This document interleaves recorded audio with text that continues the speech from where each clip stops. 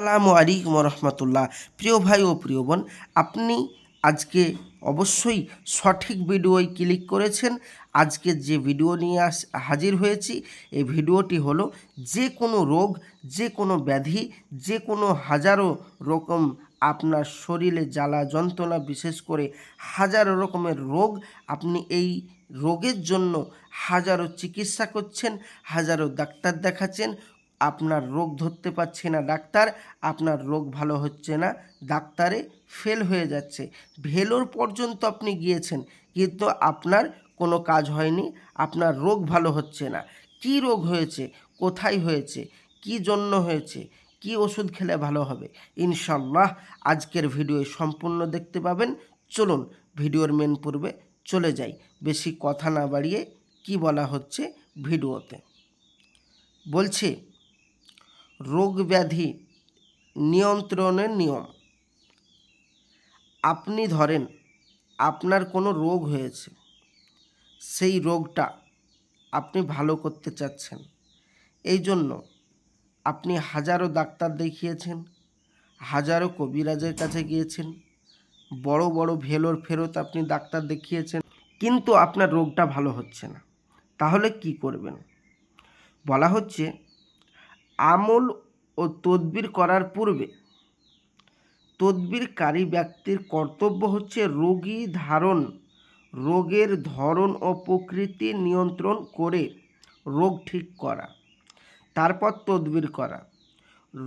যে কোনো রোগ নিয়ন্ত্রণ করার হচ্ছে প্রাথমিক বড় কাজ। তারপর হচ্ছে তদবির ও চিকিৎসা ও আমল। তদবির শাস্ত্রে রোগ ব্যাধি নিয়ন্ত্রণ করা অনেক নিয়ম রয়েছে। নিম্নে কয়েকটি নিয়ম লেখা হলো।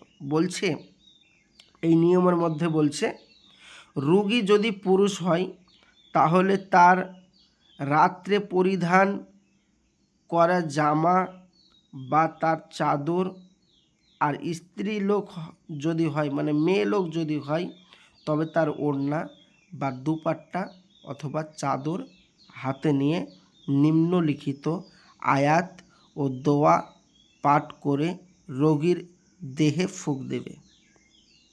ফুঁক দিলে আল্লাহর রহমত, কি বলবো ভাইজান আমার, আপনার যে রোগী ভালো হয়ে হোক না কেন, ইনশাআল্লাহ আপনার ভালো হয়ে যাবে 100%।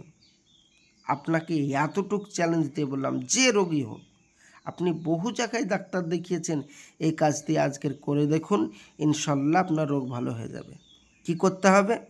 সূরা ফাতিহা 3 বার, আয়াতুল কুরসি 3 বার, সূরা সাফফাতের শুরু থেকে ইয়াজিন বু পর্যন্ত একবার, সূরা জিন শুরু থেকে সাতাতা পর্যন্ত একবার, সূরা ইখলাস একবার, সূরা নাস একবার, সূরা ফালাক একবার, এবং সূরা আরাফের 188 নম্বর নিম্নলিখিত আয়াত একবার যথাভাবে পাঠ করতে হবে। তারপরে ফুঁক দিলে ইনশাআল্লাহ আপনার যে রোগী হয়ে থাক, আপনার ভালো হয়ে যাবে। এবার আপনি বলবেন, ভাইজান আমরা তো অন্য ধর্ম অবলম্বনকারী, আমরা তো আরবি পড়তে পারবো না, তাহলে আমরা কি করব? আমি বলবো, যারা আরবি পড়তে পারবেন না ভাবছেন, তারা আমার স্ক্রিনের নম্বরে এক্ষুনি যোগাযোগ করুন।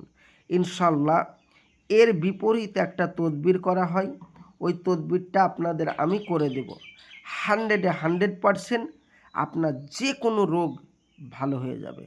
আপনি আমার স্ক্রিনের নম্বরে যোগাযোগ করুন, এক্ষুনি যোগাযোগ করুন। আর যদি আপনার কাজ না হয়, আপনার পয়সা ফেরত দেওয়া হবে 100%। এবং আমি জিন্দেগিতে আর এই ভিডিও আপলোড করব না ইউটিউবের চ্যানেলের মাধ্যমে, এতটা চ্যালেঞ্জ দিয়ে বললাম। আপনি একবার আমার সাথে যোগাযোগ করুন।